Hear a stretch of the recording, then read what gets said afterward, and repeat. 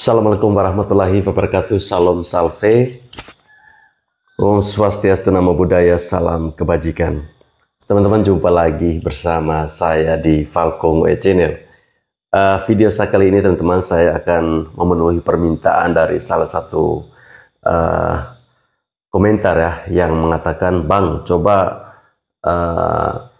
tolong cariin video terbaru Bung Towel saat mengomentari hasil pertandingan Timnas Indonesia versus Timnas Vietnam, yang dimana kita ketahui bersama hasilnya dimenangkan oleh Timnas Indonesia. Oke, saya akan tunjukkan kepada kita semua. Mari kita simak bersama-sama. Selamat pagi. Pagi. Sudah cek komen? Ini di salah satu acara stasiun TV ya, teman-teman. Tadi malam nontonnya di mana nih? Seru banget ya tuh. Bung Toel gimana? Ngobrol dulu ya soal permainan gitu. Anda punya beberapa highlight ya sebelum pertandingan dimulai. Dan kemudian kita lihat pertandingan yang berjalan tadi malam dengan penampilan timnas yang hasilnya memuaskan kan sebenarnya, dengan angka 3-0 Sangat memuaskan di kandang Vietnam. Gimana? Oke, yang pertama salut sama apresiasi untuk dua kemenangan back to back. 21 Maret di GBK dan semalam di Hanoi. Jadi yang pertama salut dan apresiasi. Pasti Tapi ada apakah itu dalam konteks saya sebagai pengawat bola kaget? Enggak, saya enggak kaget. Buset. Karena waktu STY sebelum 21 Maret agak ragu-ragu, tidak jamin 100% bisa menang, saya malah dorong harus back to back. Oke. Lewat ucapan-ucapan maupun tulisan saya gitu. Harus back to back. Kenapa? Satu, pertimbangannya ini event yang paling tinggi dalam kasta sepak bola. Piala Dunia, kualifikasi termasuk turunannya, kualifikasi Piala Dunia, event paling ultimate di sepak bola. Jadi kita harus yang paling ngotot, paling ambisius lah di event ini. Ya, optimis. Yang kedua kan, kalau menang back to back, maka peluang kita untuk lolos ke babak 3 kan menjadi terbuka. Dan sekarang menjadi terbuka. Makanya salut dan apresiasi. Tapi apakah... baru mau bilang, tapi kayak Tapi apakah? Enggak, saya mau buka logika sepak bolanya. Apakah sebagai pengamat sepak bola saya kaget? Enggak. Karena ada dua hal yang membuat saya tidak kaget. Atau Apa tiga tuh? hal lah. Satu, misalnya saya mengutip falsafahnya Katalan lah misalnya. Ojo gumunan, ojo kagetan gitu loh. Katalan banget. Jadi, Oke. Ya. nggak perlu itu. Yang kedua adalah bahwa ada vice versa lah. Kenapa kemenangan itu? Alasannya misalnya. Satu, Apa? Vietnam sekarang nggak sesolid, nggak sekuat Vietnam era Park Hang-seo. Determinasinya kurang. Kalau orang bola ngerti determinasi, agresivitas Vietnam nggak sehebat kemarin. Itu salah satu aspek. Kedua, faktor lainnya adalah bahwa tim kita udah berubah. Ketika tim kita tidak seperti ini, STY nggak pernah menang kan dari Park Hang-seo. Tapi ketika dengan tambahan naturalisasi seperti ini, terutama kalau semalam, yang memberikan pembedaan adalah dua pemain Berarti naturalisasi dia tetap terakhir tidak mengakui yang disumpah Sintayong malam ya? hari, tengah malam itu. Tom Hai dan Ragnar Orotmangu. Oke. Jadi, jadi ini menimbulkan sebuah logika pertanyaan. Apakah menurut saya sih, kejayaan semalam atau dua kali back to back, nggak boleh diraup oleh seorang STY. Karena banyak pihak terlibat di sini. Oke, sebelum kita dengarkan dari Mas Budi, itu dari... Ya, teman-teman, dia memang sepertinya ada apa ya si Bung Towel ini sama Sintayong.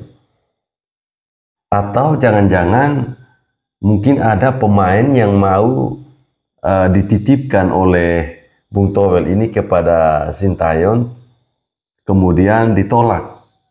Sehingga apapun yang dibuat oleh Sintayong tidak pernah diakui oleh Bung Towel. Kira-kira kenapa? Nah, terkait dengan ini, teman-teman, ada salah satu netizen yang langsung mengomentari. Mari kita simak lagi ya. Kau tuh yang bilang Timnas Indonesia menang dengan gol dari langit kah, gol keberuntungan tuh. Kalau nonton dari mana kah Indonesia lawan Vietnam di kandangnya Vietnam tuh. Itu menang 3-0. Mau bilang gol dari mana lagi? Gol dari gunung kah, gol dari laut kah, itu dari mana? Kau ngomong nih, macam engkau punya lidah itu lebih cepat dari kau punya otak bekerja kan? Kau pikir timnas Indonesia itu kasih gol tidak pakai usaha kan? Kau pikir timnas Vietnam itu ada duduk-duduk minum kopi di lapangan jadi pemain Indonesia tinggal kasih gol gampang-gampang kan? Ngomong hebat-hebat saja, macam kau bisa main bola saja. Kau pikir timnas itu tidak bisa bikinkan bangga kan? Stop sudah kau ngomong-ngomong tuh macam begitu bikin malu-malu saja. Stop, sudah kalau ngomong-ngomong begitu bikin malu-malu saja. Ini tentunya pernyataan ini ditujukan kepada Bung Handok. Kok Bung Handok ya? Benar nggak sih?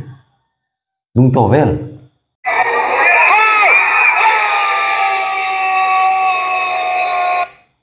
Di saat semua orang sedang bersorak merayakan gol timnas Indonesia, dia sendiri yang dengan senyum sinis itu tidak ngapa-ngapain karena memang dia nggak senang Indonesia mencetak gol. Kok bisa? Indonesia menang. Teman-teman ada yang udah nonton nggak? Udah bang. Live reactionnya Bung Kacamata itu pada saat pertandingan timnas lawan Vietnam di Hanoi tadi malam. Kalau teman-teman tonton ya, nah waktu gol pertama dia bilang lagi-lagi dari set piece dengan nyinyir dan sinis ya kan. Betul, nah, betul, pas betul. gol kedua dia diam tuh. Dia diam. Mingkem. Dan dengan menahan malu dia bilang gini, selesai ini Vietnam, selesai ini Vietnam. Nah sebelum gol ketiga Mamat tuh sempat bilang nih, tetap pecat nggak gitu. Maksudnya pelatih Sintayongnya. Dia jawab loh, pecat, coba lah. Itu manusia akalnya udah di mana ya kan?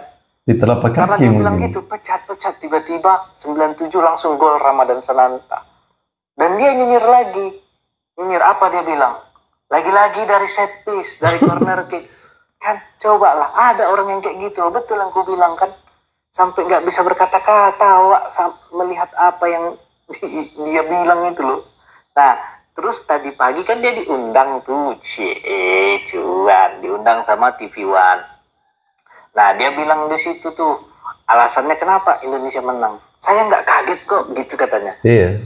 Yang pertama, dia bilang gitu kan, yang pertama entah apa-apa dia bilang gitu.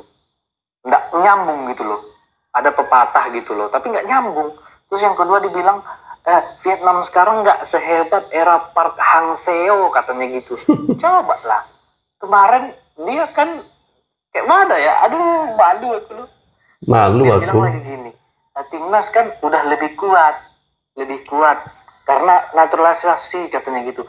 Padahal sebelumnya kan dia sendiri termasuk yang menentang naturalisasi kan. Sampai disebutnya loh pemain-pemain yang setara dengan pemain naturalisasi itu. Coba lah sekarang dibilangnya gara-gara naturalisasi jadi udah pasti menang. Terus kawannya si Budi tuh ngomong ini semua bukan karena Sintayong. Nah, jadi dari situ aku bisa mengambil kesimpulan ya. Apa tuh bang? Kalau netizen kan bilangnya Sengkuni. Mungkin Sengkuni ini hanya beberapa orang yang tahu. Itu di politik. Kalau aku bilangnya ya memang orang-orang ini ya kayak Raja Api Ozai. Raja Api Ozai ini kan dia harus nunggu komet dulu. Baru? Komet, kalau dia udah dapat komet datang kan ke bumi, dia pakai nanti energi dari komet itu untuk nyerang seluruh negara kan. Bahkan Avatar pun bisa kalah dibikinnya. Sama. Jadi orang ini lagi nunggu komet itu untuk menyerang Sintayong supaya dengan harapan Sintayong ini dipecat. Kan gitu. Jadi pada akhirnya kometnya nggak datang. Mungkin datang tapi lewat jalur lain. Gimana lah kalian taruh muka kalian itu? Aku paling terakhir mau bilang gini ya. Ada anak kelinci yang menceburkan dirinya ke got kan langsung berlumpur.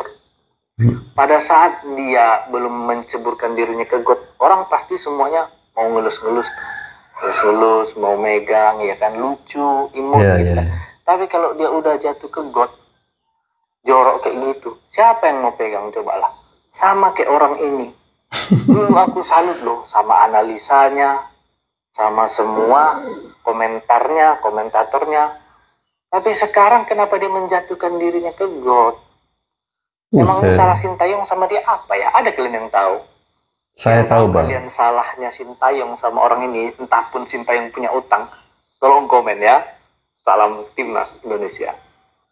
Salam Timnas Indonesia. Ya, seperti yang saya sampaikan tadi, kayaknya antara Bung Towel dan Sintayong ini memang tidak akan cocok.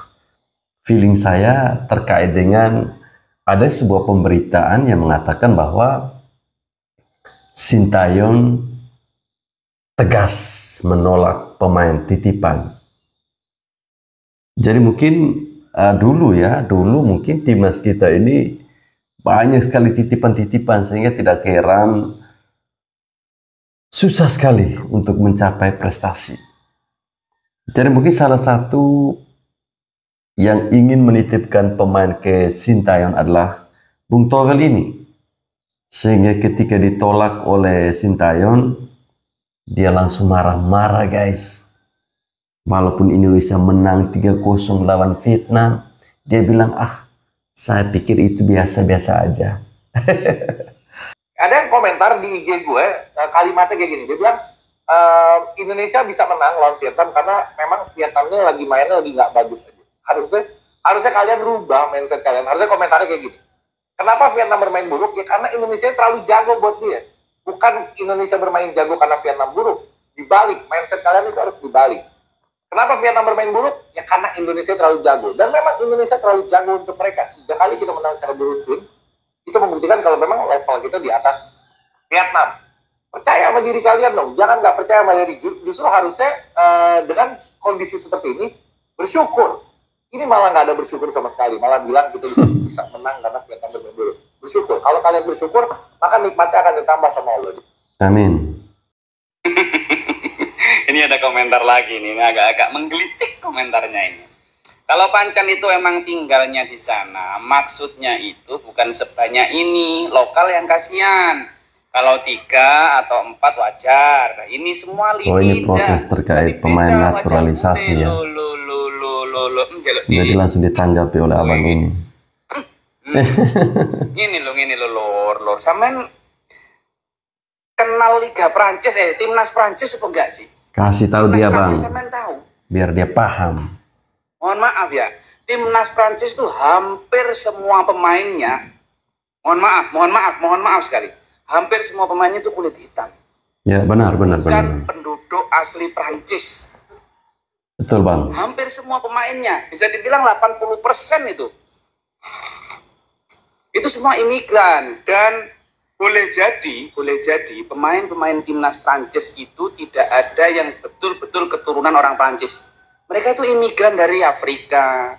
Yeah. Dari daerah-daerah, mohon maaf, yang berkulit hitam. Kayak Mbappe itu kan, Paul Pogba. Tapi nggak ada masalah di sana. Intinya persaingan yang sehat. Betul. Supaya artinya warga-warga lokal sana, penduduk-penduduk pribumi, mohon maaf kalau ini penduduk Indonesia ya. Yeah. Penduduk Indonesia supaya bisa meningkatkan level permainannya, meningkatkan skillnya, potensinya. Nggak seperti itu konsepnya, sampean tuh salah tak selentek apa. Emang jelok wes Liga Prancis itu, timnas Prancis itu. Dari Kylian Mbappe, itu semua pemain-pemain dari Afrika sana loh.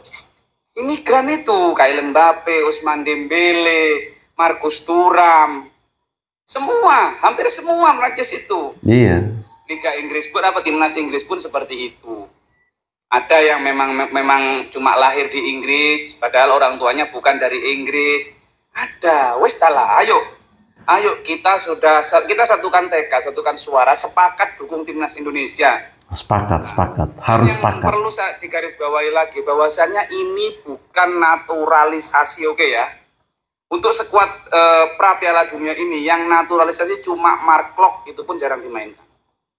Dari Ragnar Oratmangun, Tom Haye, Rafael Struijk, Ivar Jenner, Justin Hapner, semua, Jordi Amat, Nathan Cho Aon, semua itu adalah Sain Patinama, Sandilos, itu adalah pemain-pemain keturunan Salah Iya. satu dari orang tuanya ataupun nenek kakeknya ataupun buyut-buyutnya adalah orang Indonesia.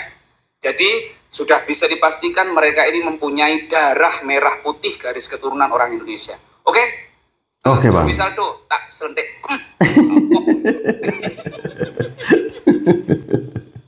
Abang ini lucu sekali ya. Iya, yang kita ketahui bahwa sebenarnya pemain-pemain yang dari luar negeri ya, mereka itu berdarah Indonesia. Cuman hanya kebetulan saja mereka itu lahirnya di sana, lahirnya di luar negeri. Kalau yang murni naturalisasi itu hanya Mark Klok. Selain itu, ya itu mereka itu punya darah Indonesia loh.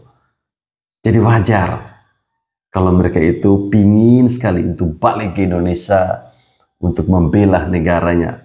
Bukan seperti Bung Towel yang tidak pernah mau mengakui kehebatan para pemain kita atau kehebatan dari taktikal-taktikal yang sudah dimainkan atau yang sudah diberikan oleh pelatih Sintayong kepada anak-anak asuhnya. Ini kan viral banget ya, lagi-lagi viral tuh kalimat yang bahkan saya posting juga. Mengenai kita menang itu bukan karena kita yang bagus, tapi memang Vietnamnya lagi kurang bagus permainannya. Itu tanggapannya gimana tuh? Kalau Vietnam kurang bagus, kenapa Vietnam yang mendominasi jalannya pertandingan Iya, betul. di pertemuan kedua ini mereka lebih lama menguasai bola? Terus kenapa di pertemuan pertama, di babak pertama Indonesia hanya bisa menciptakan satu peluang di babak pertama, di pertemuan pertama itu, the Raffles Strike. Artinya apa? Artinya bahwa Vietnam juga sebenarnya permainannya gak buruk, cuma Indonesia memang lebih baik Betul. permainannya. Itu aja sih kalau menurut saya. Cuman kan jujur ya, saya kasihan aja sih sama mereka yang Mereka itu Bung Towel. tidak suka dengan kemajuan timnas atau mungkin juga tidak suka sama kita. Jujur, ini saya gak lagi bercanda, saya kasihan banget sama mereka. Karena mungkin mereka berharap timnas gagal, timnasnya menang. Apa bahan lagi bagi mereka? Ya ini bahan mereka. Ya bahan mereka ini. Bahwa karena Vietnamnya lagi kurang baik. Apanya yang kurang baik? Vietnam ini gila kok. Makanya kita kan beberapa kali kesalahan juga itu. Bahaya juga gawang. Iya, betul. Cuma kan memang statement-statement seperti ini dari sebagian netizen kita ini menurut saya yang mencerminkan bahwa sebetulnya ada juga sih di antara netizen kita yang memang tidak ingin timnas kita maju, dan itu sangat disayangkan karena segala sesuatunya sekarang sedang berjalan on the right track. Apalagi yang mereka harapkan? Apalagi? Ya, bagi saya, kalau ada orang yang tidak suka dengan timnas, ada orang yang tidak mau timnas ini menang, mereka ini tidak layak untuk disebut sebagai orang Indonesia.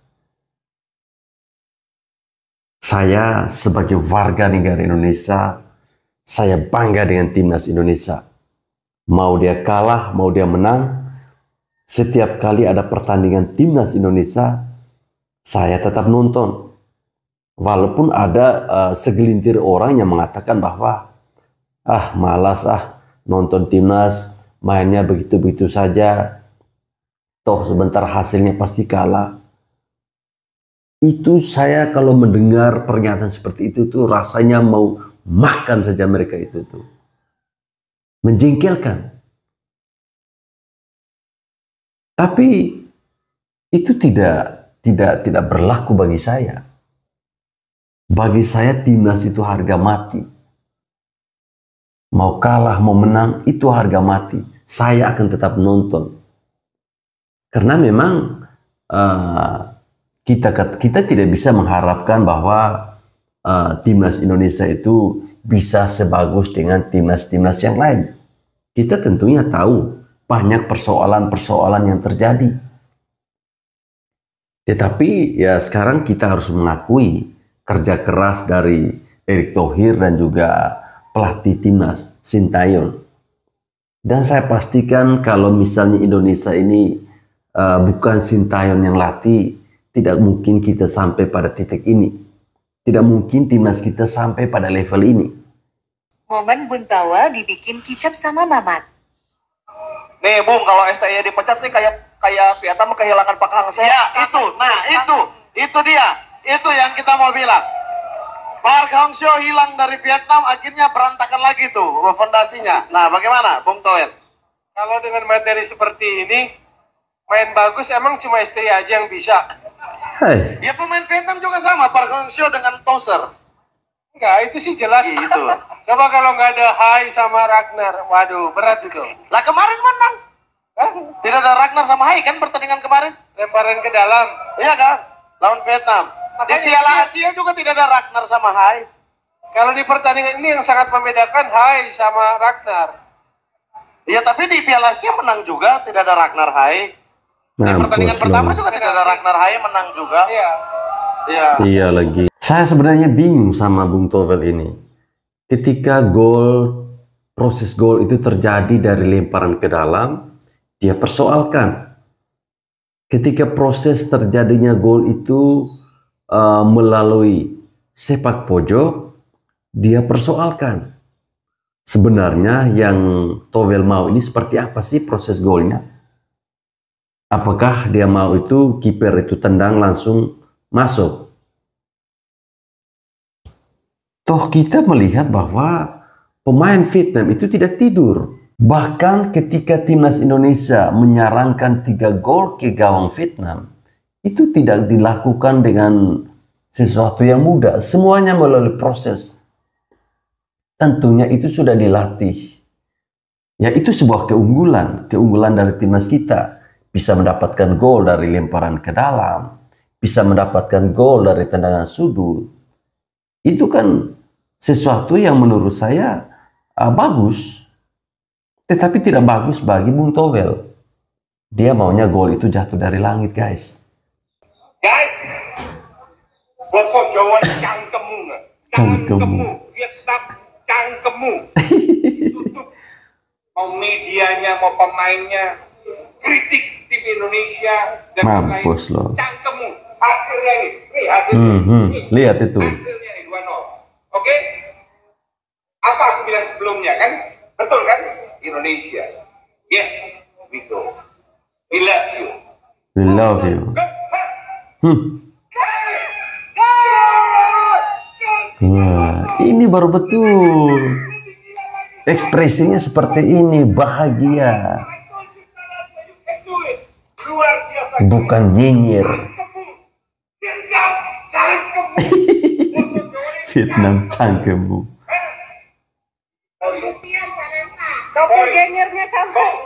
Main lagi gitu loh. Meski belakangan ada kabar ada pemain yang demam. Soal demam ini saya lihat tuh 2 hal. Kalau kita lihat secara positif ini Saywar media sebelum pertandingan. Memberikan sebuah kelengahan buat Vietnam. Oh, pemain Indonesia ada demam.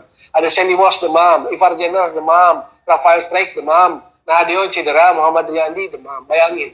Nadeo cedera, Muhammad Riyandi demam. Berarti punya gawangnya cuma 1 dong. Ini bisa menciptakan sebuah kelemahan. Mengangkat Vietnam untuk kemudian ini. Walaupun kita ragu lah ya. Vietnam juga pasti ngotot main di Hanoi untuk ambil 3 poin.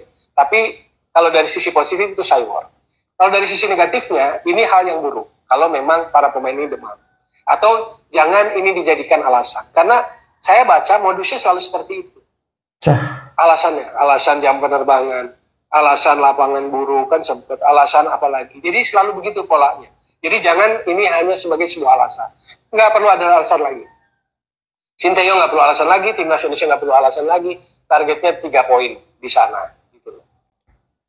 Itu sudah dapat 3 poin itu. Mau kau kasih alasan apa lagi, Bung Tovel? Ya namanya orang sakit ya sakit. Masa sakit dibuat-buat? Ada-ada aja orang ini nih. Butuh waktu, yes.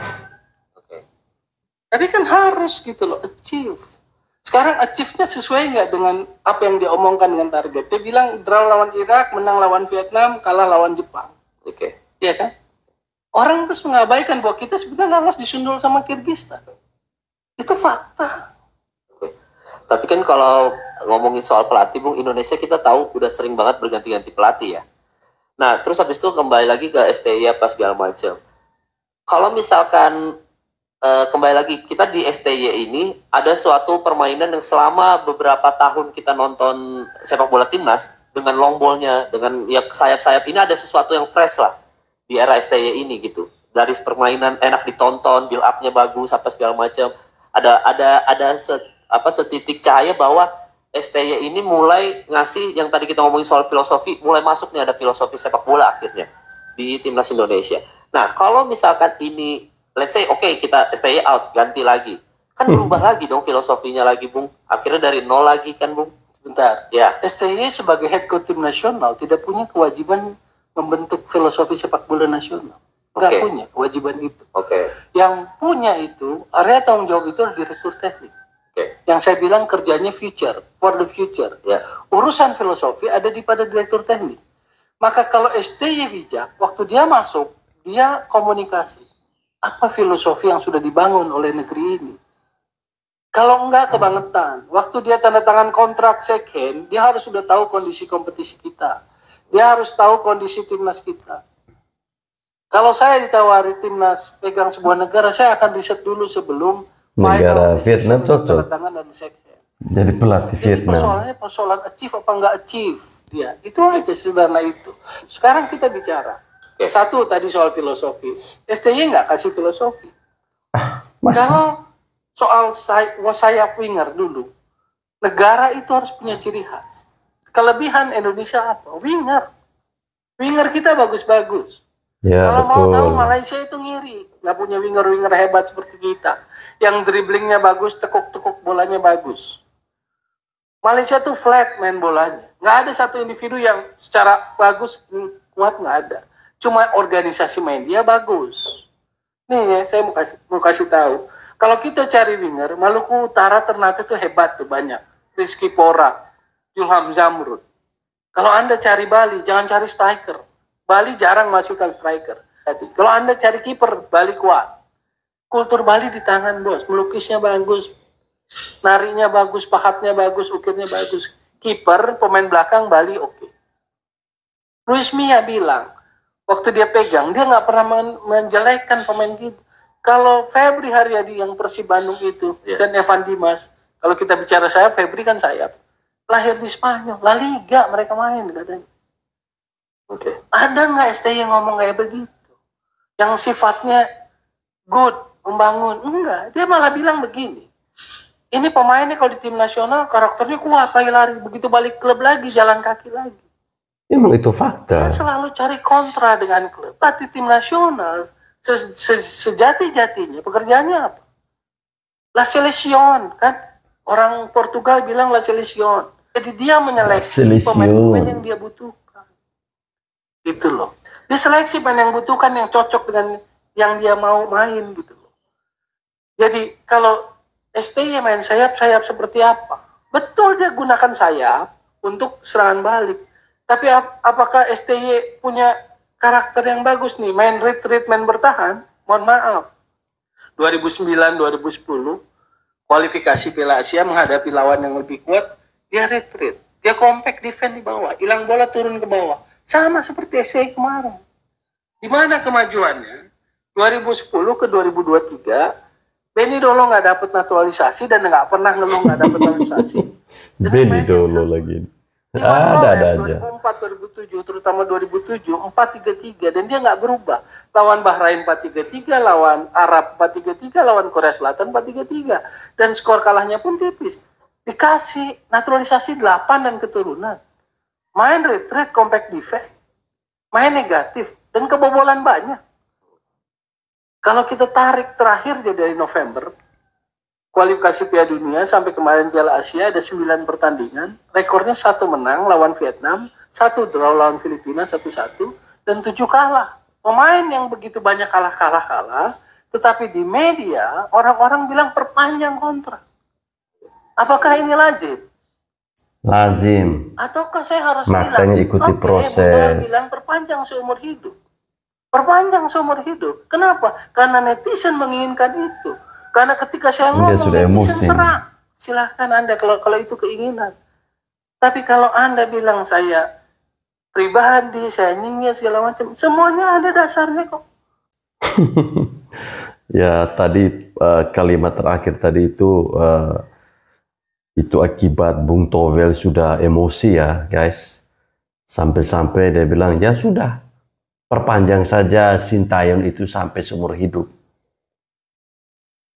Kalau seandainya ini benar-benar terjadi, saya tidak bisa membayangkan bagaimana deritanya Bung Towel ketika melihat Sintayong menjadi pelatih timnas seumur hidup.